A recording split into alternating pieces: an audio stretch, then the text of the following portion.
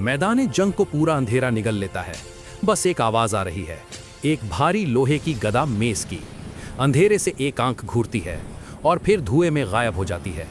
मिलिए जन जिश्का से, वो undefeated god of war. 15th century Bohemia एक कत्ल खाना बन चुका है। होली रोमन एम्पायर चाहता है पूरी तरह से घुटने टेकना। जहां सोने के महल बन रहे हैं, वहीं किसान भूखे मर रहे हैं। जिश्का एक छोटा नोबल है, बिना किसी दौलत के। एक भूली बिछड़ी लड़ाई में वो अपनी एक आंख खो देता है। वो अपने लोगों को शाही पैरों तले कुचलते हुए देखता है।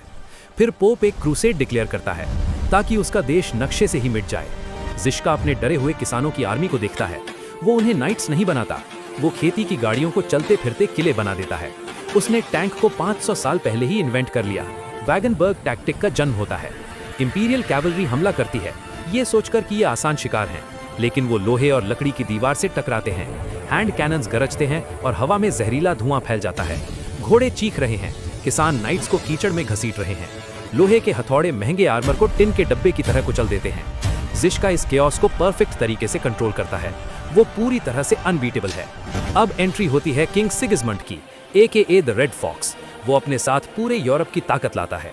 क्रूसेडर्स बॉर्डर पर टिड्डियों की तरह टूट पड़ते हैं, लेकिन तभी एक ट्रेजेडी होती है। एक तीर जिश्का की बची खुची सही आंख में लगता है। उसकी दुनिया पूरी तरह से काली हो जाती है। सिगिस्मंड हंसता है, उसे लगता है जंग वो जीत गया, पर जिश्का हार नहीं मानता। वो सिर्फ आवाज सुनकर अपनी आर्मी को लीड करता है। वो अपने घोड़े के पैरों से जमीन को महसूस करता है। कुटना होरा में वो चारों तरफ से घिरा हुआ है।